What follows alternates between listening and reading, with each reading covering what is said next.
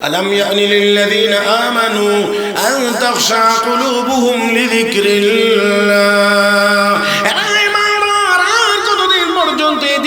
দৌড়াদৌড়ি করবা আর কতদিন পর্যন্ত গান বাজনা নিয়ে ব্যস্ত থাকবা আর কতদিন পর্যন্ত মদ পান করে মাতাল হয়ে থাকবা আল্লাহর আযাবের কথা স্মরণ করে কান্নার সময় কি এখনো আসে নাই একটু কি মনটা নরম করার সময় আসে নাই আমার ভাইয়েরা অর্ধ মাতাল অবস্থায় জবাব দিচ্ছেন বালা ইয়া রাব্বি কাদ আন বালা ইয়া রাব্বি কাদ আন বালা ইয়া রাব্বি কাদ আন প্রভু গো হ্যাঁ সময় এসেছে হ্যাঁ সময় এসেছে হ্যাঁ এসেছে দৌড় দিয়েছেন বাড়িতে মার কাছে গিয়ে বলেন মা গো ও মা এতদিন পর্যন্ত এই তারের ভিতর দিয়ে বাজনার আওয়াজ বের হইতো আজকে ওই তারের ভিতর থেকে আল্লাহর কালামের আওয়াজ বের হয়েছে মা তাও আবার প্রশ্ন করা হচ্ছে আল্লাহর আযাবের ভয়ে কান্নার সময়টা কি এখনো আসে নাই আমি এমন জবাব দিয়েছি মা বুঝতে পেরেছেন মনে হয় আমার আল্লাহ তার হেদায়েত নসিব করেছেন হাত তুলে দোয়া করেন মালিক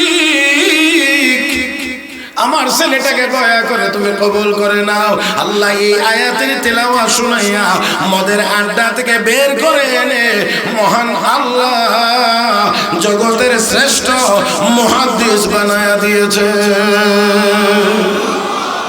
কুল্লু নাফসিন যায়িকাতুল মাউত ওয়া ইন্নামা তুওয়াফাউনা উজুরাকুম ইয়াওমাল কিয়ামাহ ফামান যুহজিহা আনিন وأدخل الجنة فقد فاز وما الحياة الدنيا إلا متاع الغرور ما شاء الله الله أكبر যদি বলেন তো আরেকটু মিলে মিশে বড় করে বলেন গরম করতে করতে মাওলানা আবুল কালাম সাহেব আমার মাঝে টাইম শেষ হয়ে যাবে কথা বুঝলেন না আপনারা গরম হইতেন না তো মানে শীতের দিনে ইঞ্জিন সকালবেলা স্টার্ট দিতে গেলে যেমন কয়েকবার হ্যান্ডেল মারুন না আপনারা মনে হইতেছে এমনই আর কি কয়েকবার হ্যান্ডেল দিয়ে তারপরে আপনারা গরম করতে হবে এত সময় কোথায় পাওয়া যাবে আল্লাহু আকবার বলবেন এখানে যদি বারবার ধাক্কাইতে হয় তাহলে হবে না একটু বলিষ্ঠ আওয়াজে বলেন আল্লাহু আকবার জবানটা কে দিয়েছেন জবানটা তো দিয়েছেন আল্লাহ আল্লাহকে ডাকবার জন্য ডাকতে গিয়ে আপনার অন্যান্য যে কাজগুলো করবার অনুমতি আছে সেই কাজগুলো করবেন যেমন আল্লাহকে ডাকতে গিয়ে আপনার বেঁচে থাকতে হবে বাঁচার জন্য খাইতে হবে পান করতে হবে এই জন্য আপনি জবান ব্যবহার করে খাইবেন পান করবেন মালিকের অনুমতি আছে তবে হ্যাঁ খাইতে পান করতে গিয়েও আবার হারামটা কোনটা আওয়াজ করে বলেন কোনটা অনুমতি কোনটার আছে হারামের না হালালের আমি আপনাদেরকে বলি সূক্ষ্মভাবে গভীর মনোযোগ সহকারে একটা শব্দ আপনারা একটু খেয়াল করেন একজন মানুষ যদি বলে আমি আপনি আপনারটা প্রত্যেকেই যদি আলাদা আলাদা আমি আমি আমি একটা কথা যদি আমল করি একটা কথা যে আমি হালাল খাই কয়টা কথা একটা একটা কি খাইব বলেন না কি খাইব সবাই যদি বলি যে আমি হালাল খাইব রাস্তায় জিনিস পড়ে থাকবে কেউ ধরবে না এই একটা কথার মানে অ্যাকশন কত দূর পর্যন্ত এটা আমার মনে হয় আপনাদেরকে আঙ্গুলে গুনে গুনে বোঝানো যাবে না এটা জীবন চলার পথে প্রতি কদমে কদমে টের পাওয়া যাবে যে আমি হালাল খাইবো এই কথাটার অ্যাকশন কতটুকু হালাল যদি আপনি খাইবেন তাহলে জীবনে কোনোদিন চুরি করতে পারবেন না জীবনে কোনোদিন ডাকাতি করতে পারবেন না কোনোদিন সুদ খাইতে পারবেন না কোনোদিন ঘুষ খাইতে পারবেন না কোনো দুর্নীতি করতে পারবেন না দুধের সাথে পানি মিশাইতে পারবেন না মাপে বেশি আনতে পারবেন না বেশি দিতে পারবেন না দুই নাম্বারটা এক নাম্বার করে বিক্রি করতে পারবেন না তাহলে একটা মাত্র কথা একটা আমি কি খাবো পরে থাকবে মোবাইল রাস্তা যদিও হাতে নে তুমি এখন মাইকে ঘোষণা দিন মোবাইল একটা হয়ে গেছে কার আর যদি এই চিন্তা না থাকে যে আমি হালাল খাবো এই চিন্তা যদি না থাকে জানালার হাত দিয়ে লাঠি ঢুকাইয়া হইলে মোবাইল নিয়ে যাবে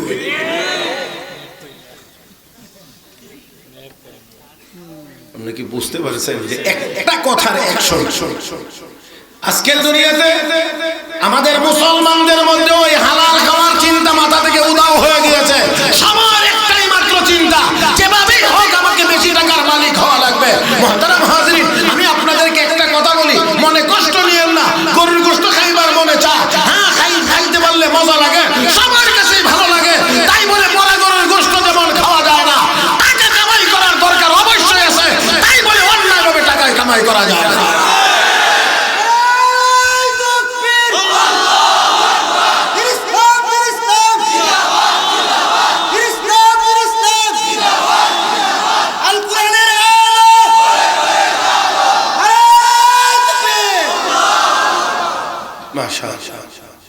দয়া করে কেউ হাসবেন না, এটা হাসার মজলিস না। কথা যদি কোনোটা চলে আসে তো এটা ওই মুহূর্তেই হেসে শেষ করে দিতে হবে।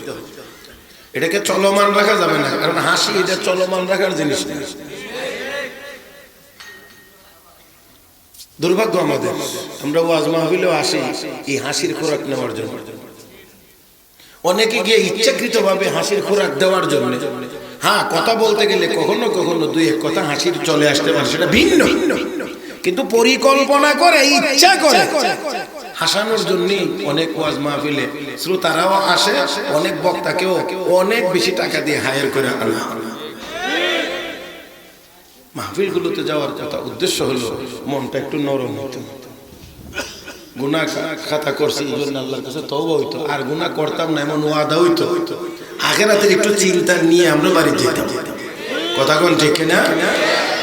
আসুন, আমি এখানে আয়াত তেলাওয়াত করেছি কোরআন শরীফের। আমি এই আয়াতের কথা শুরু করবার আগে আপনাদের কাছে দুই একটা কথার উত্তর নিয়ে নিতে হবে। আগে কোরআন শরীফ কতদূর বিশ্বাস করলে ঈমানদার হওয়া যাবে নাকি যে আপনারা মনে আর জীবনে কোনোদিন শুনেন নাই? কোরআন শরীফ কতদূর বিশ্বাস করলে মুমিন? মাশাআল্লাহ, এই কথাটা হাত আগে করতে আসলেন। 16 আনা বিশ্বাস করা, 16 আনা মানে হইলো ফার্স্ট টু লাস্ট, শুরু থেকে শেষ পর্যন্ত। ভালো করে বুঝেন, আবারও বলছি, ঈমানদার যদি হওয়া লাগে, মুমিন যদি হওয়া লাগে, তাহলে কোরআনের শুরু থেকে শেষ পর্যন্ত সবটা বিশ্বাস করে, বুঝে আসো আর নাই আসো সবটা বিশ্বাস করে ঈমানদার হওয়া লাগে। তবে যদি কেউ কাফের হইতে চায় তাহলে সবটা অস্বীকার করা লাগে না, কোরআনের যে কোনো এক আয়াত অস্বীকার করলেই কাফের হওয়ার জন্য যথেষ্ট। কথাটা বুঝতে যদি একটু কষ্ট হয় তাহলে আমি একটা সহজ উদাহরণ দিই। যারা পরীক্ষার্থী আছে, পরীক্ষা দেয়, কথার কথা এসএসসি পরীক্ষার্থী 10টা বিষয়ে পরীক্ষা দেয়। পাস করার জন্য কয়টায় পাস করা লাগে? 10টা। যারা লেখাপড়া করো, যারা পরীক্ষা দিয়েছো বা দিয়েছেন মুরব্বীরা, আপনারা বলেন ফেল করার জন্য কয়টাতে ফেল করা লাগে? কেন একটা ফেল করলে ফেল দিব কেন? আমি 9টায় পাস। গণতান্ত্রিক দেশ 6টা হইলে তো পাস। কথা কেন? গণতন্ত্রের মূল কথাই তো হইলো 10 জন, এর মধ্যে 6 জনে আমার ভোট দিলে কথা কেন আমি পাস, আর 4 জন। এবার যদি 6টা ব্যাংক হয়, কথা কেন 6টা ব্যাংকেও যদি ভোট দেয় তো হে বেটা প্রধানমন্ত্রী, আর 4টা হাতিও যদি আরেকজনের ভোট দেয়, জানি না আমি গণতন্ত্র করাইতেছি। এটা আমরা মতো ছোট ছোট চোখ যাদের, চোখের পাওয়ার যাদের কম, এদের চোখে অনেক ত্রুটি ধরা পড়ে। গণতন্ত্রের ভিতরে কত ঝামেলা আছে। আর যাদের চোখের পাওয়ার বেশি, রেঞ্জ বেশি, তারা তো আরো অনেক কিছু দেখে। যাই হোক, আসুন, আমার বলার কথা ছিল যে কোনো পরীক্ষার্থীকে দাঁড়াইয়া বলতে পারবে আমি 9টায় পাস করছি, একটার কারণে আমি ফেল কেন? মুহতারাম হাজিরিন, পাস করতে হলে 10টায় পাস করা লাগে, ফেল করতে হলে 9টায় ফেল করা লাগে না। ফেল করলে যেমন ফেল করার জন্য যথেষ্ট, ঠিক তেমনি ভাবে ঈমানদার হতে হলে পুরো কোরআন বিশ্বাস করে ঈমানদার হওয়া লাগে। কাফের হওয়ার জন্য সবটা কোরআন অস্বীকার করা লাগে না, এক আয়াত অস্বীকার করলে কাফের হওয়ার জন্য যথেষ্ট। এই কথা বলছি বলার কারণ আছে। এই ফর্মুলা যদি আপনাদের হাতে থাকে তাহলে আপনারা চোখে ধরা পড়বো কতজন সুন্দর শুরুতে কাফের হয়ে যেতেছে। আল্লাহ, মনে হয় আমি বুঝাইতে পারছি। দেখা যাবে সুরত বড় ভালো, কিন্তু এমন কথা বলে বসবে যে কথার কারণে আপনি মেপে নিতে পারবেন যে তাই না, এই সীমানার ভিতরে না সীমানার ভিতরে নাই নাই নাই নাই। মুহতারাম হাজিরিন, তাহলে আসুন এবার আমি আপনাদেরকে বলি, আমাকে আপনাকে কে বানাইছেন? আস্তে করে বললেন, কে বানাইছেন? কেন বানাইছেন? আল্লাহ বানাইছেন আল্লাহর গোলামি করার জন্য। তো বানাইছেন আল্লাহ, একদল মানুষকে আল্লাহ বানাইছেন পুরুষ, একদল মানুষকে আল্লাহ বানাইছেন মহিলা। দুনো দল মিলাইয়াই সমাজ কমপ্লিট। কোন সমাজে যদি শুধু পুরুষ হয় তাহলে এখানেও ঝামেলা, কোন সমাজে যদি শুধু মহিলা হয় এখানেও ঝামেলা। কি কি ঝামেলা এটা কিছু নিজেরা বুঝে নিতে হবে, আর কিছু আমি বুঝাইতে পারবো, সবার আমি বুঝাইতে পারবো না। এখন শুধু যদি পুরুষ হয়, কোনো মহিলা না থাকে, তো বিয়ে শাদী তো করতে পারতেন না, সারা জীবন তো নিজের ভাত নিজের রান্না খাওয়ানো লাগবে। মরিচ যদি বানানো লাগে তো এই কাম আপনার নিজেরই করানো লাগবে। কথা কয় না, এটাও আপনারই করা লাগবে। হ্যাঁ, আর যদি মহিলাও থাকে তাহলে আপনি বাইরের কামটা করবেন, ঘরের কামটা উনি করবে। তাহলে মোটামুটি ভাবে আপনি বাহিরে কাজ কাম করে গিয়ে দেখবেন আপনার খানিটা রেডি, ঠিক না? হ্যাঁ, এখন আমরা মনে করি কি না না না এন ঘরে তাও যেত না, তুমি আয়ো খেতে। আমার কথা মনে আপনার কষ্ট হইতেছে নাকি? এখন আমরা মনে করি না তুমি ঘরে বসে থাকবা কেন, তুমি আসো খেতে কাম করো। ওই না দান খেতে যদি কাম করে মহিলা তো ঘরের কাম কাটা করতে। আর আমাদের কিছু বুদ্ধিজীবী আছে যারা মাথার মধ্যে 5-7-10 মন বুদ্ধি। এই বুদ্ধিজীবীরা কয় যে এই জাতির অর্ধেক জনসংখ্যা মহিলা, এদেরকে ঘরের ভিতরে রেখে জাতীয় উন্নয়ন সম্ভব না, এই জন্য তাদেরকে দিয়ে রাস্তায় মাটি কাটাইতে হবে। রাস্তায় মাটি কাটাইতে হবে, ওই উন্নয়নের জন্য ওই অফিসের চেয়ারে বসে কাজ করতে হবে। ভালো কথা, কিছুক্ষণের জন্য মেনে নিলাম, কারণ দলকে সমান করতে হবে, সমানভাবে কাজ করতে হবে, কাঁধে কাঁধ মিলিয়ে কাজ করতে হবে। কিছুক্ষণের জন্য আমিও একমত, সমানভাবে যদি কাজ করতে হয়, সমানভাবে যদি কাজ করতে হয়, কাঁধে কাঁধ মিলিয়ে যদি কাজ করতে হয়, তাহলে নাদান এই মহিলা একলা কেন 280 দিন বাচ্চার বোঝা পেটে বহন করবে? তুইও 140 দিন রাখ।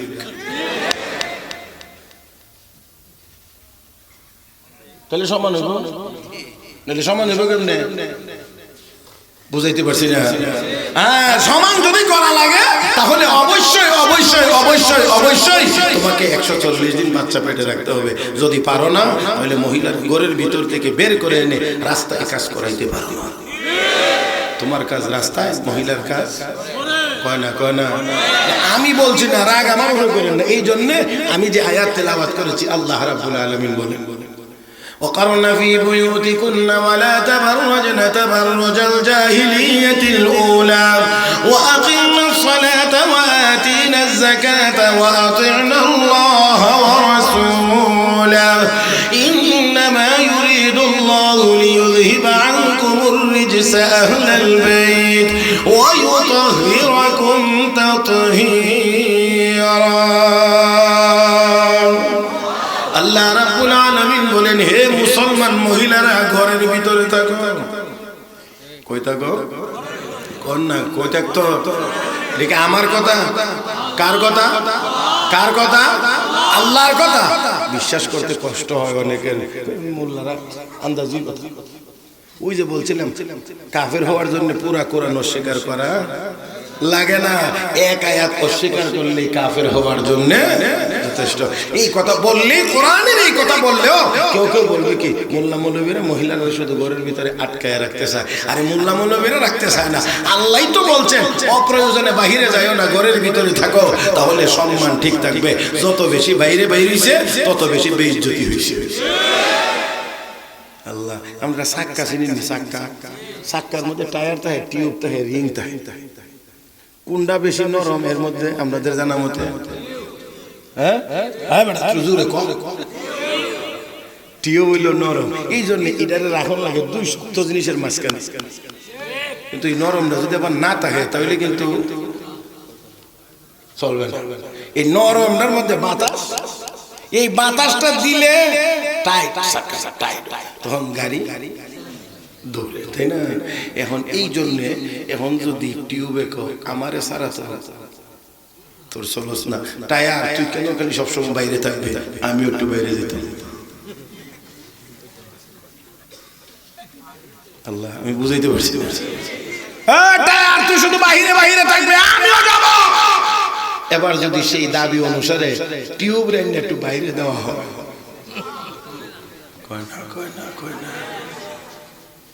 টিউবকে যদি বাহিরে দেওয়া হয়, টিউবেরও অস্তিত্ব থাকবে না, গাড়িও চলবে না, অ্যাক্সিডেন্ট করে খালে।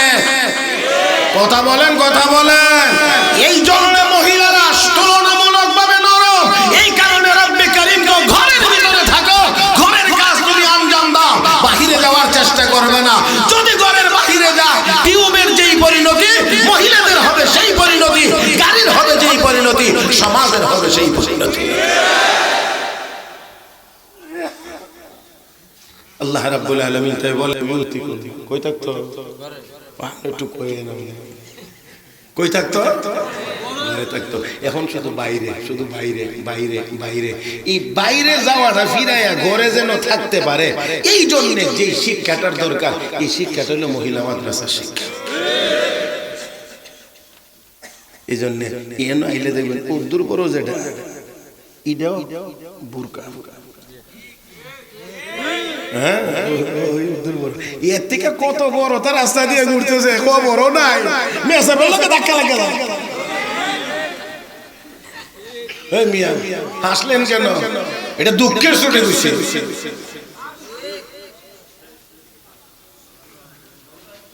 সবাই তো অন্য যে হানিও মেসাব দেখলে কিছু না কিছু একটু আল্লাহ। এখন উদ্দূর পর্যন্ত কে আর করে না, কোনো চিন্তাই নেই, কোনো চিন্তাই নেই এই অবস্থা। আর এই জায়গা থেকে আমরা পৌঁছে গিয়েছি।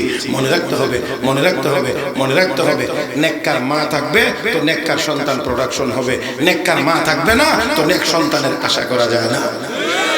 আল্লাহর রাস্তে মাফ করে দিবেন। আমি সবাইকে বলছি না, অবশ্যই অধিকাংশদের ক্ষেত্রে এমনটাই। আল্লাহর রাস্তে আমি আপনাদেরকে বলছি, মনে কষ্ট না নেবেন না। আজকে একটা সময়ে মহিলারা, মা বোনরা পর্দার ভিতরে থাকতেন, শাড়ি কাপড় ছোট হইলেও 8-9 হাত দিয়েই নিজেকে ঢেকে রাখতে পারছেন, পর পুরুষ দেখে নাই। আর এখন 16 হাত হইলে কোমরেই ফেসায়া সব শেষ করে হলা, মাথাও খালি থাকে, পেটও খালি থাকে, ফিটও খালি থাকে। যার কারণে এখন আর শাইখে গাজীনগরী পাওয়া যায় না, এখন আর শাইখে কাটিয়া পাওয়া যায় না, এখন আর হবিগঞ্জের মুহাদ্দিস সাহেব সহজে পাওয়া যায় না। আমার ভাইয়েরা, সেই জন্য যত বেশি মহিলারা পর্দার ভিতরে থাকবে, তত বেশি হায়া লজ্জা সমাজের ভিতরে থাকবে, সন্তান নেককার সন্তান জন্ম নেবে। আর যখন মা বোনরা পর্দাবিহীন থাকবে না, বেপর্দা হবে, পেটে বাচ্চা নিয়ে মার্কেটে ঘোরাফেরা করবে, সারাদিন বসে বসে টেলিভিশন দেখবে আর মোবাইল দেখবে, ওই পেটের ভিতর থেকে আব্দুল কাদের জিলানী জন্ম হবে না, ওই বাবা করিয়া বাকুর গাজাখোর জন্মগ্রহণ করবে। আমি আজকে খুব বেশি লম্বা সময় আপনাদেরকে কষ্ট দেব না, একজন মহিলার কথা শোনাবো, এর ভিতর দিয়ে আমার ওয়াজ শেষ আজকে। একজন মহিলার কথা শোনাবো, একেবারে আমার দিক তাকায়া খেয়াল করে শুনবেন, খুব ধীরে সুস্থে। অন্যান্য সময় যদি কোনো অনেক কইয়াও থাকি, খুব স্পিডে কইছে, আজকে আস্তে আস্তে আস্তে আস্তে আস্তে আস্তে। আজকে টান টান বেশি দেওয়ার নিয়ত নাই, কটা কথা খালি করতে। কি সভাপতি সাহেব চলবো নি? হ্যাঁ, আচ্ছা অনুমতি পাইছি। আমার দিক আপনারা ডাইন বাম তাকাইলে আমার ওয়াজ বাধাগ্রস্ত হয়, আর যদি সোজা তাকায়া থাকেন তাহলে আমি আশা করি যে কথাগুলো একটু খেয়াল করে আপনারা শুনতে পারবেন। মুহতারাম হাজিরিন, জগৎ বিখ্যাত মুহাদ্দিস হযরত আব্দুল্লাহ ইবনুল মুবারক রাহমাতুল্লাহি আলাইহি, প্রসিদ্ধ মুহাদ্দিস, বহুত বড় আল্লাহর ওলি। এই লোকটা জাহান্নামের পথে চলতেছিল, আল্লাহ যেন হাতে ধরে কই, তুই যাস কো এদিকে। আমরা অনেক সময় কই না, রাস্তা দিয়ে হাঁটে, চিনা জানা থাকলে, এই তুই এদিকে কই যা,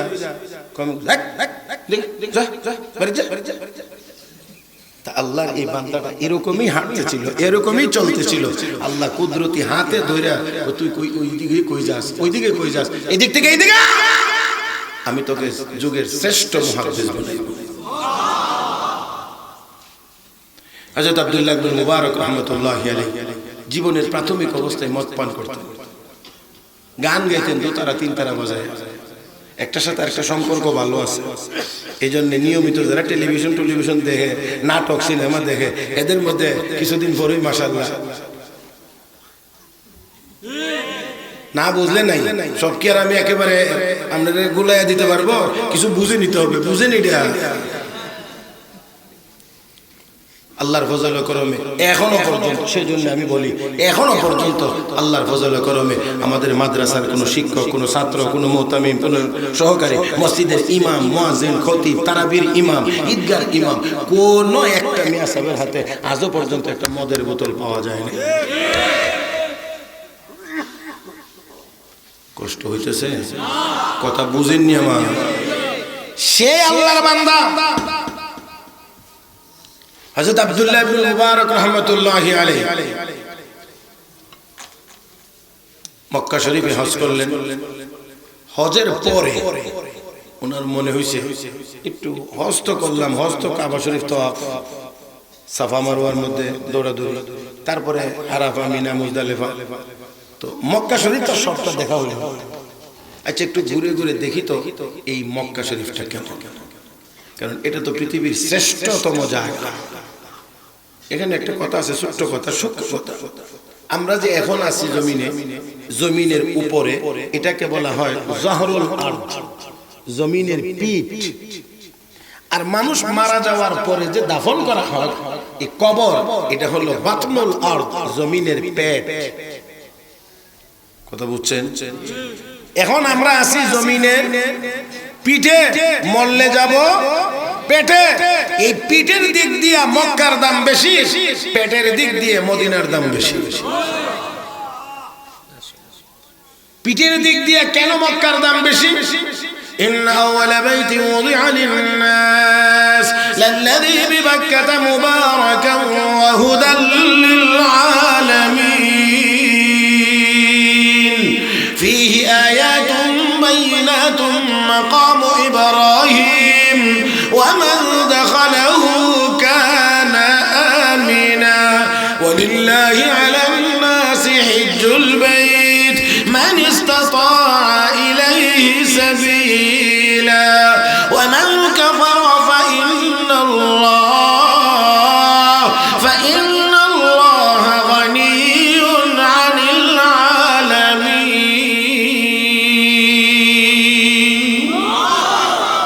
Oh my God. আসেনি নাকি? এই পৃথিবীর সর্বপ্রথম ঘর হলো বাইতুল্লাহ, খানায়ে কাবা, যা মক্কায় অবস্থিত। এই ঘরে এক রাকাত ফরজ নামাজ আদায় করলে রব্বে করিম আমল নামায় 1,00,000 রাকাতের সওয়াব দান করেন।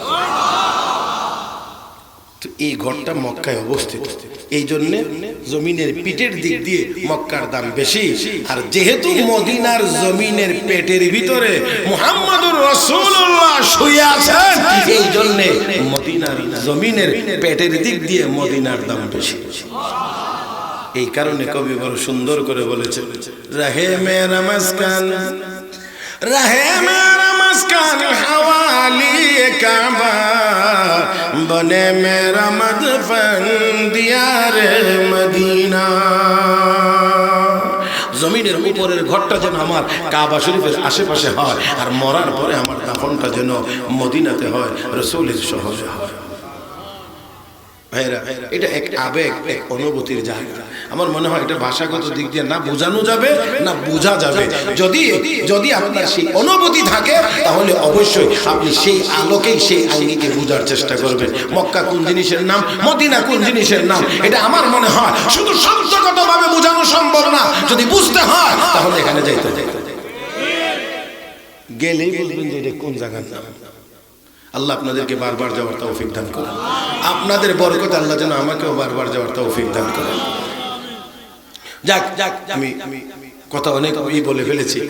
হযরত আব্দুল্লাহ ইবনে মুবারক রাহমাতুল্লাহি আলাইহি বলছিলাম না, 2 তারা 3 তারা বাজায় গান একদিন বেশি পরিমাণ মদ পান করে ফেলেছেন, মাথা আওলায় গেছে, 2 তারা হাত থেকে ছুটে কোথায় চলে গেছে কোনো খোঁজ খবর নাই। কিছুক্ষণ পরে যখন হুঁশ ফিরে আইছে, তখন আবার 2 তারাটা কাছে আনছে, এনে এবার বাজানোর চেষ্টা করছে, বাজে না, আবার চেষ্টা করছেন, বাজে না, মেরামত করছেন, বাজে না, চেষ্টা অব্যাহত আছে। এক পর্যায়ে তিনি দেখতে পান, শুনতে পাইলেন, বাজানোর চেষ্টা করছে, এখন আর বাজনার আওয়াজ বের হয় না, আল্লাহর কালামের আওয়াজ বের হয়। আর একটু মহব্বতের সাথে বলেন, আল্লাহর পক্ষে অসম্ভব না সম্ভব? ওই তারের ভিতর থেকে এখন আর বাজনার আওয়াজ বের হয় না, আমার আল্লাহর কালামের তিলাওয়াতের আওয়াজ বের হয়। চিৎকার মেরে কোন আল্লাহু আকবার। কোরআনের তিলাওয়াতের আওয়াজ শুনে কি আওয়াজ হচ্ছে? আলাম ইয়ানি লিল্লাযীনা আমানু আন তাখশা কুলুবুহুম লিযিকরিল্লাহ। দৌড়াদৌড়ি করবা, আর কতদিন পর্যন্ত গান বাজনা নিয়ে ব্যস্ত থাকবা, আর কতদিন পর্যন্ত মদ পান করে মাতাল হয়ে থাকবা? আল্লাহর আযাবের কথা স্মরণ করে কান্নার সময় কি এখনো আসে নাই?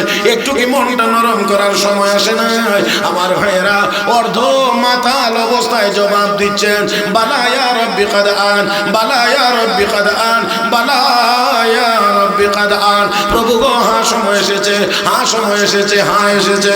দৌড় দিয়েছেন বাড়িতে, মার কাছে গিয়ে বলেন, মা গো, ও মা, এতদিন পর্যন্ত তারের ভিতর দিয়ে বাজনার আওয়াজ বের হইতো, আজকে ওই তারের ভিতর থেকে আল্লাহর কালামের আওয়াজ বের হয়েছে।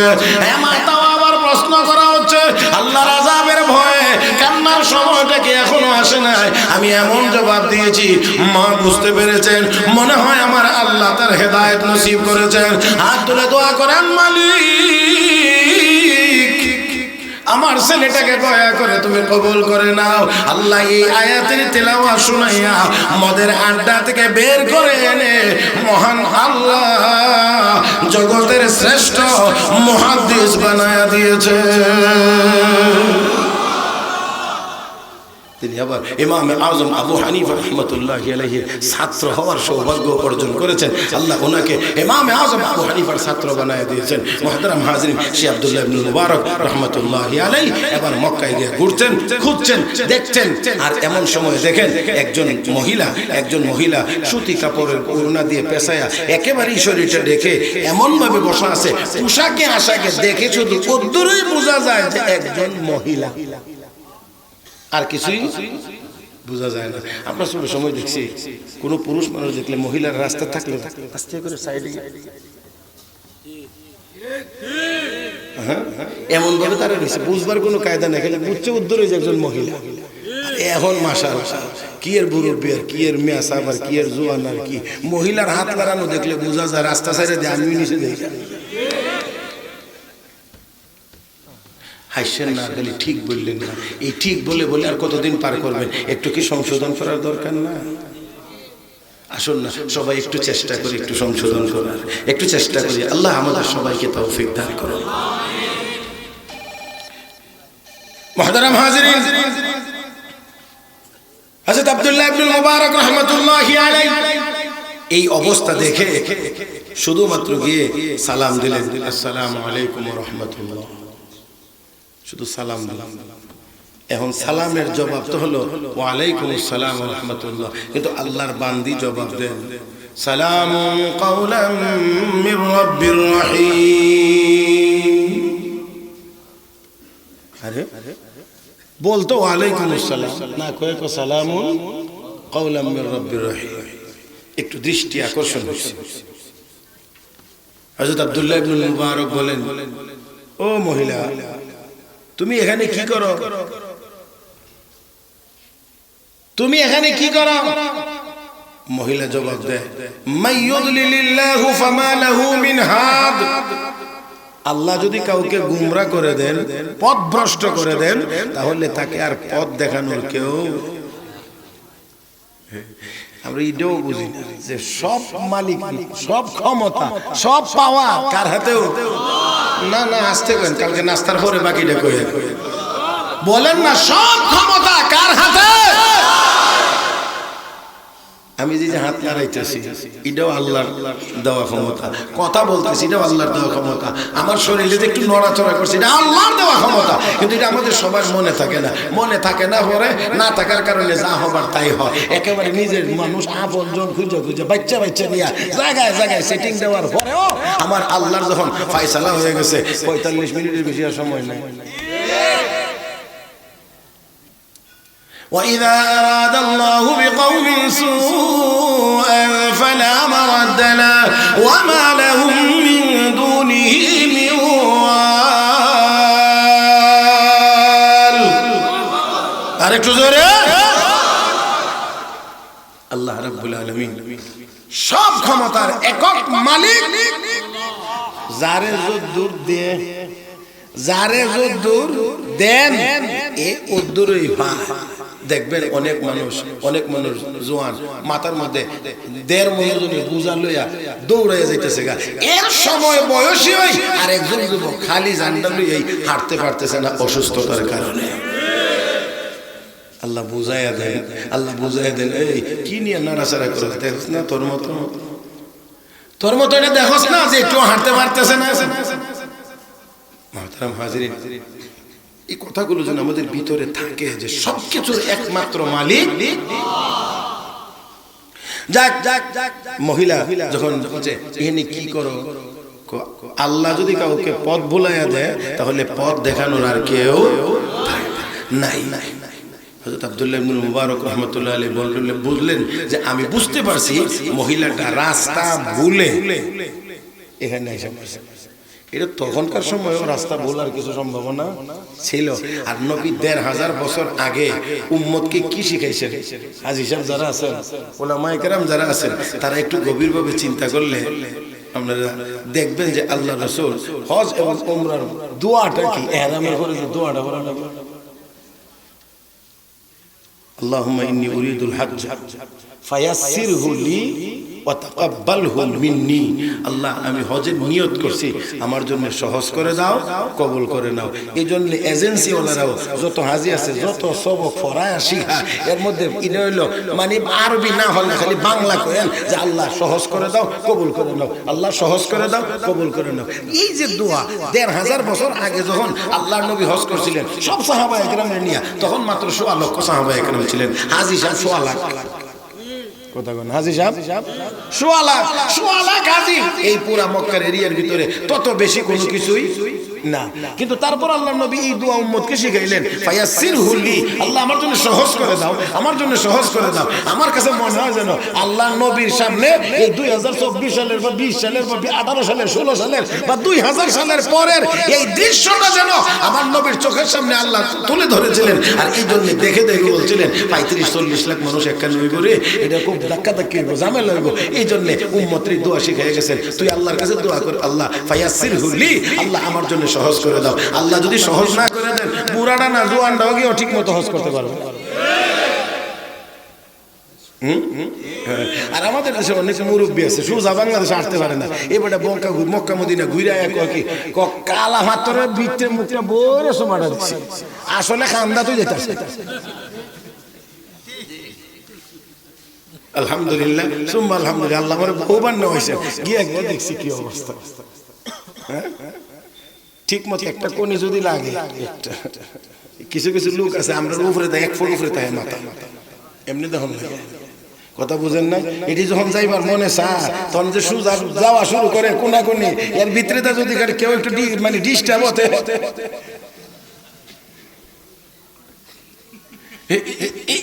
কোন হান থেকে দিলে মনে হইব না আপনারা সাতকের ভাত, এটা যত শক্ত হেবে। আল্লাহু আকবার, আল্লাহু আকবার। আবারও দোয়া করছি আল্লাহ যেন আপনাদেরকে হজ্জ বাইতুল্লাহ বারবার নসিব করেন। এটা এমন এক জায়গা গেলেই যাইতে আরো মনে চায়, আরো মনে চায়, আরো মনে চায়, আরো মনে চায়। ওয়া ইয জাআলনা বাইত মাসাবাতান লিন-নাসি ওয়া আমনা, ওয়া ইয জাআলনা বাইতা মাসাবা। এই যে মাসাবা শব্দটা আল্লাহ কয় এই কাবাগরকে মাসাবা বানাইছি। মাসাবার এক ব্যাখ্যা হলো এটা বারবার আসার জায়গা। আপনারা আমার মনে আজকে বুঝতেছেন না লাগে না? মাসাবা হলো বারবার আসার জায়গা, আল্লাহর ঘর মসজিদ এটা বারবার যাইবার জায়গা, যত যায় তত মজা, যত যায় তত মজা। মসজিদে গিয়ে কারো বিরক্ত লাগে না? এসি অফিসেও বারবার গেলে দূর মেরে বাইরে যাইতে যাইতে আর ভালো লাগে না, কিন্তু মসজিদে গিয়ে কেউ কথা কয় না আর মসজিদে আইতে ভালো লাগে না। আল্লাহ আল্লাহ, মজা আছে ও, কেন মজা আছে। এই মজাটা হয়ে নিলে অন্য হানের মজা আর মজা লাগে না। এটা যে কি মজা যারা হয়েছে হেরা রেগে জিগায় বলে কি মজা। আমরা কজুরে করছিল একবেড়া আমের জুরির সামনে দাঁড়ায় আম খাইতেছে, তো আরেকবেড়া কিনবার লাগি যায় আর কি। তো হনি বেড়া রেগে জিগাই তো যে আম টেঙ্গা না মিঠা, টেঙ্গা করি না টেঙ্গা না মিঠা। তো এখন মিঠা হইলে কিনবে গিয়া কো ভাই আম দেখাইতেছো টেঙ্গা না মিঠা, মুখের ভেঙচি দেখলে যেতে পারো না। টেঙ্গা গেলে মুখের একটা ভেঙচি আছে না, তো কামড় দিলেই তো মুখের চেহারা কাটিং হয়েছে কার্যক্রম। তো এই জন্য আল্লাহর ইবাদতের ভিতরে কি মজা আছে, যারা ইবাদত করতেছে তাদের কাছে গিয়ে জিজ্ঞেস করে। আসুন এবার হযরত আব্দুল্লাহ ইবনুল মুবারক রাহমাতুল্লাহি আলাইহি জিজ্ঞেস করেন, ও আল্লাহর বান্দি, তুমি এখানে কয়দিন যাবত বসা আছো? প্রশ্ন কিন্তু স্বাভাবিক ভাষা, আর যখনই প্রশ্ন করা হয় আল্লাহর বান্দি উত্তর দেন আল্লাহর কালামের তেলাওয়াতের মাধ্যমে। আরো জোরে আল্লাহর বান্দি আবার কোরআনের আয়াত তেলাওয়াত করে জবাব দেন সালাসা লায়ালিন সাওয়িয়া। কয়দিন? 3 দিন যাবত তুমি এখানে বসে। আমি জিগাই এমনি উত্তর আসে তেলাওয়াতের মাধ্যমে। শুনবেন তো, খেয়াল করে ইনশাআল্লাহ। হ্যাঁ, হযরত আব্দুল্লাহ ইবনুল মুবারক রাহমাতুল্লাহ আলাইহি যেমনি কথা জিগা উত্তর আসে কোরআনের তেলাওয়াতের মাধ্যমে। এমন এই জায়গার মধ্যে তো একটু না একটু আকর্ষণ লাগারই তো কথা রে। আমি বলি এমনি আল্লাহর বান্দা কোরআনের আয়াত তেলাওয়াত করে আমার সব কথার জবাব দিচ্ছে। এখন জিগা ও আল্লাহর বান্দা, তোমার বাড়ি কোথায়? কোথায় তোমার বাড়ি? দেখেন এবার মহিলা উত্তর দেন, সুবহানাল্লাযী আসরা বিআবদিহি লাইলান মিনাল মাসজিদিল হারাম ইলাল মাসজিদিল আকসা আল্লাযী বারাকনা হাওলাহু লিনুরিয়াহু মিন আয়াতিনা ইন্নাহু হুয়াস সামিউল বাসীর। হযরত আব্দুল্লাহ ইবনে মুবারক বুঝতে পারছি মহিলার বাড়ি বাইতুল মুকাদ্দাসের এখানে ফিলিস্তিন, হজের জন্য আইছিল মক্কা শরীফ। আমি আবার বললাম, ও মহিলা, 3 দিন পর্যন্ত তুমি এখানে বসা, কিন্তু তোমার কাছে খাওয়ার কোনো জিনিস দেখা যায় না, পান করার কোনো জিনিসও তোমার কাছে দেখা যায় না। তুমি কি খাও, কি পান করো? আল্লাহর বান্দি তখন জবাব দেন আতিমুস সিয়ামা ইলাল লাইল। আল্লাহ, রোজা কোন সময় পর্যন্ত?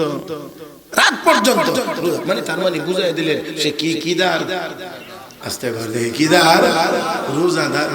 ও না, একটু ব্যতিক্রম হয়েছে। যখন জিজ্ঞাসা করছে তুমি কি খাও, কি পান করো, তখন আল্লাহর বান্দি কয় হুয়া ইউতিমুনি ওয়া ইয়াসকিন, আমার আল্লাহ আমাকে খাওয়ান, আমার আল্লাহ আমাকে পান করান। আল্লাহ এখন আচ্ছা ঠিক আছে, আল্লাহ খাওয়ান, আল্লাহ পান করেন, তো তোমার ওযু টুজু করা লাগে না? তো ওযু করতে হলে তো পানি লাগে, তো ওযু কেমনে করো? আল্লাহর বান্দা কোরআনের আরেক আয়াত পড়ে জবাব দেন যে ফাইন লাম তাজিদু মান ফাতায়াম্মামু সাঈদান তাইয়্যিবা, পানি যদি না পাও পবিত্র মাটি দিয়ে তায়াম্মুম করে নাও। এখন হযরত আব্দুল্লাহ ইবনে মুবারক, আচ্ছা ঠিক আছে, আমার কাছে কিছু খাবার আছে, খেলো, কিছু খানি আছে। মহিলা কো আতিমুস সিয়ামা ইলাল লাইল, আল্লাহ কইছে রোজা রাত পর্যন্ত পূর্ণ করো। তার মানে রোজাদার, আমি রোজাদার, এখন দিনের বেলা কিছু খাইতে পারবো না। একটু জোরে একবার আল্লাহু আকবার কোন তো। এটা কেমন মহিলা? যা ওই জিজ্ঞাসা করে জবাব দেয়, কোরআনের তেলাওয়াত করে। তাহলে কি পরিমাণ কোরআনের উপরে পারদর্শী ছিল, আর কি পরিমাণ কোরআনের প্রতি তার মহব্বত ছিল, ভালোবাসা ছিল। আল্লাহু আকবার। এবার হযরত আব্দুল্লাহ ইবনে মুবারক রাহমাতুল্লাহি আলাইহি এবার থেকে বলতে শুরু করলেন, ও আল্লাহর বান্দি, হজের সফরে রোজা মানে রমজান মাসের রোজাও সফরের কারণে পরিবর্তন করে রাখার সুযোগ আছে। এখন ভাঙ্গা লাইলেও পরে রাখার সুযোগ আছে। আর এখন তুমি হজের সফরে, এখন আর তোমার কিসের এটা আবার কোন রোজা? তখন আল্লাহর বান্দা কো ওয়া আনতাসুমু খায়রুল লাকুম ইন কুনতুম তা'লামুন, তারপরেও যদি তোমরা রোজা রাখা নাও তাহলে এটাই তোমাদের জন্য ভালো। হযরত আব্দুল্লাহ ইবনে মুবারক রাহমাতুল্লাহ আলাইহি এখানে ভিন্ন চিন্তার কোনো কারণ নাই, তার কথা এবং জবাবের কারণে হযরত আব্দুল্লাহ ইবনে মুবারক তার সাথে আরো কথাগুলো বলছে যে আমি কিভাবে বলি, আমি কিভাবে বলি, আর মহিলা কিভাবে উত্তর দেয়। এবার এবার এবার এবার মহিলাকে বলেন, আমি তোমাকে আমার মতো করে জিজ্ঞেস করি, তুমি জবাব দাও কোরআনের তিলাওয়াতের মাধ্যমে ব্যাপার কি? আল্লাহর বান্দি তখন জবাব দিয়ে বলেন, মা ইয়ালফিজু মিন কাউলিন ইল্লা লাদাইহি রাকিবুন আতীদ। তোমরা যা মুখ দিয়ে উচ্চারণ করো, যা জবান দিয়ে বের করো, ফেরো সংরক্ষণকারী ফেরেশতারা তা লিপিবদ্ধ করে রাখে। ও মুসলমান, যা বলি না কেন, যা কিছুই করি না কেন, সব লেখা নাই না আছে? সব লেখা আছে। এই জন্যে আমি আপনার মতো কথা বলি না। হযরত আব্দুল্লাহ ইবনুল মুবারক রাহমাতুল্লাহি আলাইহি এবার ডাক দিয়ে বলেন, আল্লাহর বান্দি, তোমার বংশ পরিচয় কি? তোমার বাড়িঘর কোথায়? বংশ পরিচয় কি? হযরত আব্দুল্লাহ ইবনুল মুবারক এই কথা বললে আল্লাহর বান্দি কোরআনের আরেক আয়াত পড়ে জবাব দিলেন, আল্লাহর বান্দিকে যখন বলছে তোমার বংশ পরিচয় কি, আল্লাহর বান্দি লা তাকফু মা লাইসা লাকা বিহি ইলম, যেই বিষয়ে তোমার জানা নাই, অবগত নাই, এই বিষয়ে তুমি আলাদা করে কিছু জানবার চেষ্টা করিও না।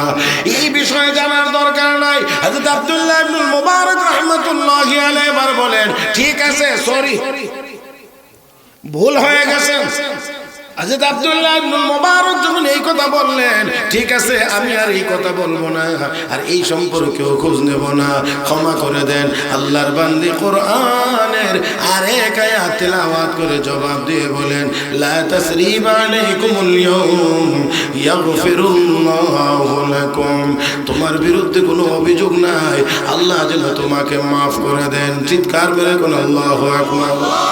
আমার ভাইয়েরা, হযরত আব্দুল্লাহ ইবনুল মুবারক রাহমাতুল্লাহি আলাইহি এবার বললেন, ও আল্লাহর বান্দি, তুমি যদি যাইতে রাজি থাকো, আমার উট আছে, উটের পিঠে উঠাইয়া আমি তোমাকে তোমার কাফেলা পর্যন্ত পৌঁছাইয়া দিতে পারি, তুমি কি যাইতে রাজি? আল্লাহর বান্দি এই কথার জবাব দেন কোরআনের আরেক আয়াত তেলাওয়াত করে, ওয়ামা তাফআলু মিন খাইরি ইয়ালামুহুল্লাহ, তোমরা যত ভালো কাজ করো না কেন, সব কাজের খবর কে রাখে? তার মানে আমি বুঝে গেলাম আল্লাহর বান্দি উটের পিঠে উঠে যাইতে রাজি আছে। আমি এবার উট যখন নিয়ে আসলাম, উট বসায় দিলাম এবং বললাম, আল্লাহর বান্দি উটের পিঠে উঠে যাও। তখন উঠবার জন্য আল্লাহর বান্দি যখন প্রস্তুতি নিচ্ছে, তখন আমাকে লক্ষ্য করে বলছেন, কুল্লিল মুমিনিন ইয়াগুদ্দু মিন আবসারিহিম। এই আয়াত তেলাওয়াত করে আমাকে বুঝায় দিলেন, আয়াতের ভিতরে আল্লাহ রাব্বুল আলামিন বলেন, হাবিব, আপনি আপনার উম্মত ইমানদার পুরুষদেরকে জানায় দিন, তারা যেন দৃষ্টিকে নিচের দিকে রাখে। বোঝাইয়া দিলেন কি, ও আল্লাহর বান্দা, আমি উটের পিঠে উঠবো, আমি মহিলা মানুষ, তুমি আমার দিকে তাকিয়ে থাকবে না, তুমি দৃষ্টি নিচের দিকে রাখো। হযরত আব্দুল্লাহ ইবনুল মুবারক বলেন, আমি নিচের দিকেই তাকিয়ে রইলাম। মহিলা উটের পিঠে উঠতে গিয়ে উট একটু মেজাজ গরম করে দৌড় দিলে মহিলাটি পড়ে গেছে, একটু ব্যথা পাইছে। মহিলা ব্যথা পাইয়া তার প্রতিক্রিয়া ব্যক্ত করছে, আমাদের মতো হাউ মাউ করে কেঁদে ফেলেন নাই।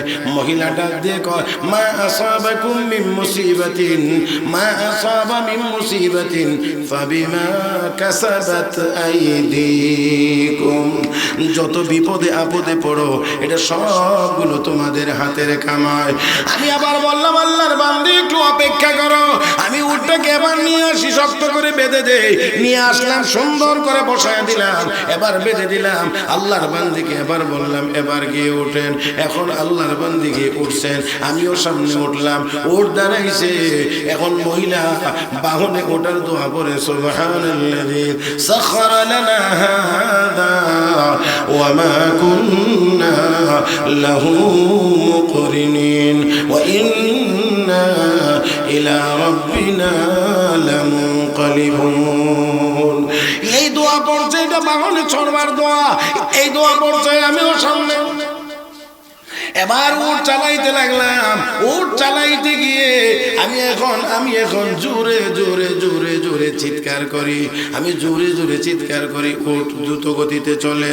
আল্লাহর বান্দি আমার পিছন দিক থেকে আমাকে লক্ষ্য করে নসিহত করতেছেন কোরআনের আয়াত তিলাওয়াতের মাধ্যমে।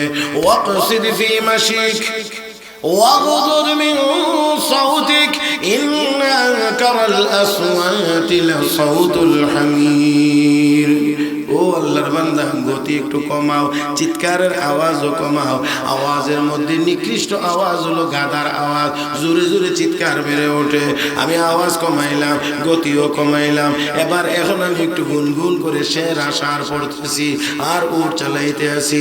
আল্লাহর বান্দি পিছন দিক থেকে আমাকে আবার নসিহত করে বলেন, ফাকরাউ মা তায়াসসারা মিনাল কুরআন। গুনগুন করে শের পড়ার দ্বারা কোনো ফায়দা নাই, কোনো সওয়াব নাই।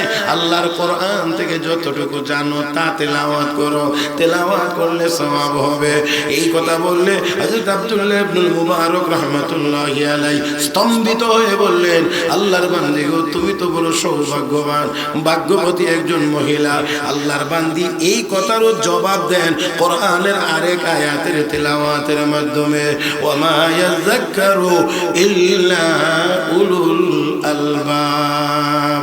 এই অবস্থা দেখে কেবল বুদ্ধিমানেরাই এখান থেকে নসিহত গ্রহণ করতে পারে। এবার আমি জিজ্ঞেস করলাম, ও আল্লাহর বান্দি, তোমার কোনো স্বামী আছে নাকি? হযরত আব্দুল্লাহ ইবনুল মুবারক যখন এই কথা বললেন, আল্লাহর বান্দা কোরআনের এক আয়াত তিলাওয়াত করে জবাব দেন, লা তাসআলু আন আশিয়া ইন তুবদা লাকুম তাসুকুম। এমন বিষয়ে প্রশ্ন করিও না যেই বিষয়ে জানলে তোমাদের ভালো হবে না, মঙ্গল হবে না, অমঙ্গল হবে। আল্লাহর বান্দা হযরত আব্দুল্লাহ ইবনুল মুবারক রাহমাতুল্লাহি আলাইহি বলেন, আমি এখন সিদ্ধান্ত নিলাম আর কোনো কথাই বলবো না, কারণ কোনো কথা বলে আমি আর আমার জায়গায় থাকতে পারি না। মহিলা আমাকে সাবধান করে, সতর্ক করে, সে আমার মতো জবাব দেয় না, আল্লাহর কোরআনের আয়াতের তেলাওয়াতের মাধ্যমে জবাব দেন। এই জন্য আমি চিন্তা করলাম আর একটু এখানে আর কথা বলবো না। এবার ওট চালাইতে লাগলাম, ওট চালাইতে লাগলাম। চলতে চলতে চলতে চলতে যখন কাফেলার লোকজন সামনে দেখা মিলছে, আমি আবার বললাম, ও আল্লাহর বান্দি, এই কাফেলার ভিতরে তোমার আত্মীয় স্বজন কে আছে, কে আছে? আল্লাহর বান্দি জবাব দিয়ে বলেন, আল মালু ওয়াল বানুন জিনাতুল হায়াতিদ দুনিয়া। টাকা পয়সা এবং সন্তান সন্ততি দুনিয়ার জীবনের সৌন্দর্য। আমি বুঝতে পারলাম আল্লাহর বান্দির সন্তানাদি এই কাফেলার ভিতরে আছে। আমি আবার বললাম, ও আল্লাহর বান্দি, তোমার সন্তানের কি নাম, কি নাম ধরে আমি ডাক দেব? আল্লাহর বান্দি তিন সন্তানের নাম বলতে গিয়ে কোরআনের তিন জায়গা থেকে তেলাওয়াত করেছেন। ওয়াত্তাখাযাল্লাহু ইব্রাহিম খলিলা ওয়া কাল্লামাল্লাহু মূসা তাকলিমা ইয়া ইয়াহইয়া খুযিল কিতাবা বিকুওয়া। আমি বুঝতে পারলাম এক ছেলের নাম ইব্রাহিম, এক ছেলের নাম মূসা, আর এক ছেলের নাম হলো ইয়াহইয়া। আমি কাছাকাছি গেলাম, গিয়ে ডাক দিলাম, ইয়া ইব্রাহিম, ইয়া মূসা, ইয়া ইয়াহইয়া। ডাক দেওয়া মাত্রই পূর্ণিমার চাঁদের মতো উজ্জ্বল চেহারা সম্পন্ন তিনজন যুবক আমার দিকে এগিয়ে এসেছে।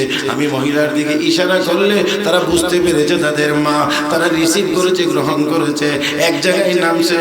এবার মহিলা তাকে ছেলেদেরকে লক্ষ্য করে বলছেন, ফাবাসু আহাদাকুম বিওয়ারিকিকুম হাযিহি ইলাল মাদিনা ফালইয়ানজুর আইয়ুহা আযকা তাআমা ফালইয়াতিকুম বিরিজকিম মিন। কিছু টাকা দিয়ে বলছে, যাও বাজারে কিছু হালাল খাবার নিয়ে আসো। একজন চলে গেছে বাজারে, কিছু খাবার নিয়ে এসেছে, হালাল খাবার আনার পরে মহিলা বড় সুন্দর করে আমার সামনে পরিবেশন করে আমাকে খাইবার যে অনুরোধটা করতেছে, সেই অনুরোধটাও আবার কোরআনের এক আয়াতের তেলাওয়াতের মাধ্যমে, কুলু ওয়াশরাবু হানিআম বিমা আসলাফতুম ফিল আইয়ামিল খালিয়া। পিছনে যে কষ্ট আমার জন্য করেছেন, বিনিময়ে সামান্য একটু খাবার আমার পক্ষ থেকে গ্রহণ করেন। আল্লাহর বান্দা, আল্লাহর ওলি, এত বড় মুহাদ্দিস হযরত আব্দুল্লাহ ইবনুল মুবারক রাহমাতুল্লাহি আলাইহি বলেন, না না না যুবকেরা, আমি ততক্ষণ পর্যন্ত খাবারের শরীক হব না যতক্ষণ না পর্যন্ত মহিলার আসল হাকিকত আমি জানতে পারবো, ততক্ষণ পর্যন্ত আমি খাবো না। ওই যুবকেরা ডাক দিয়ে, হুজুর এই মহিলা আমাদের মা, এই মহিলা আমাদের মা, আমাদের মা যেই দিন থেকে জানতে পেরেছে জবান দিয়ে যা উচ্চারণ হয় তাই ফেরেশতারা লিখে রাখে। গুনার কথা হলে গুনার জায়গাতে লিখে, সওয়াবের কথা হলে সওয়াবের জায়গাতে লিখে রাখে। হুজুর ওই দিন থেকে আমাদের মা গুনাহ থেকে বাঁচার জন্য, গুনাহ থেকে বাঁচার জন্য বিগত 40 বছরের ভিতরে কোনোদিন আল্লাহর কালামের তেলাওয়াত ছাড়া সাধারণ কোনো কথা বলেন না। 40 বছরের ভিতরে কোনদিন স্বাভাবিক কোনো শব্দ উচ্চারণে কথা বলে নাই। যখনই যা দরকার হয় তখনই কোরআনের আয়াতের তেলাওয়াতের মাধ্যমে তার এই সমস্যার সমাধান করেন। একবার একটু একেবারে মনটাকে উজাড় করে দিয়ে একটু বড় আওয়াজে বলেন তো আল্লাহু আকবার। ও ভাইয়েরা, এটা কোন মহিলা? এটা কোন মহিলা? আর আমাদের দেশের মহিলারা যদি এখন এত কথা জিজ্ঞাসা, এত আয়াত পড়লে তো দূরের কথা, সুবহানাল্লাহ, নামাজ পড়তে যে সুরা লাগে ইডিয়েট জিজ্ঞানো যায় না, ইডিয়েট তো পারে না। আরে বহুত জটিল সমস্যা। মুহতারাম হাজরিন, মুহতারাম হাজরিন, ওই মহিলা কি পরিমাণ কোরআন শিখছে, কোরআনের ইলম কি পরিমাণ ছিল, কি পরিমাণ তার কোরআনের তেলাওয়াত ছিল, কি পরিমাণ কোরআনের প্রতি তার মহব্বত ছিল। মুহতারাম হাজরিন, মুহতারাম হাজরিন, তাহলে এবারে আসেন এই কোরআন আমাদের মেয়েদেরকেও শেখানোর দরকার নাই না আছে? আওয়াজ করে আওয়াজ বলে নাই না আছে? আমার ভাইয়েরা, আমার বন্ধুরা, তাহলে আসুন এই কোরআন যদি আমাদের মেয়েদেরকেও শিখাইতে পারি, নেককার বানাইতে পারি, মনে রাখতে হবে আজকে আপনার কোলে যে মেয়েটা, এই মেয়েটা কিন্তু ভবিষ্যতের মা। আজকে যে মেয়েটা আপনার মেয়ে, এটা কিন্তু ভবিষ্যতের মা। আজকে এই মেয়েটাকে যত সুন্দর করে মা হিসেবে গড়ে তুলতে পারবেন, ভবিষ্যতে গিয়ে ততই বেশি নেককার আওলাদের আশা আপনি করতে পারবেন। তাহলে আসেন আমরা আমাদের মেয়েদেরকে কোরআন হাদিস শিখায়া আমরা যোগ্য মা হিসেবে গড়ে তুলি। আল্লাহ যেন তৌফিক দান করেন, জোরে বলি আমিন। মুহতারাম হাজরিন, কথা লম্বা করব না, তবে দোয়ার আগে দয়া করে কেউ উঠবেন না, দয়া করে কেউ উঠবেন না। আমি সময় দেব না, আমি আপনাদের কাছে বিরক্ত করব না। মাওলানা নুরুল হক নবীগঞ্জি দামাত বারাকাতুম ওয়াজও করেছেন, সান্দাও করেছেন। আমি কদ্দুর কথা বলছি বাঙ্গাসোরা, আর সান্দা টান্দা এখন আমি বেশি পারিও না, আর বেশি করিও না, আর মেজাজও এখন নাই। তারপরেও উনি বলে গেছেন যে দোয়ার আগ দিয়ে একটুখানি, এই জন্যে আমিও আপনাদের কাছে একটুখানি কথাটা শুধু যাতে রক্ষা হয়। আমি বড় করে চাইবো না, 10,000 দেন, 20,000 দেন, অত হাজার দেন, এত হাজার দেন, আমি চাইবো না। আমি কম করে চাইবো। আল্লাহর বান্দা কে আছেন যিনি বলবেন যে ইনশাআল্লাহ আমি মাদ্রাসার জন্য 2,000 টাকা দেবো? একজন বান্দা প্রথম শুরু করেন তো ইনশাআল্লাহ যে আমি 2,000 টাকা দেবো, 2,000 টাকা। এর অর্থ এই না যে কেউ বেশি দিতে চাইলে আমি নেব না, এটা বলছি না। অন্তত 2,000 টাকা দিবেন। আল্লাহর কোন বান্দা আছেন মাশাআল্লাহ জি সেলিম ভাই 2,000 টাকা, নারে তাকবীর। এখন যদি কেউ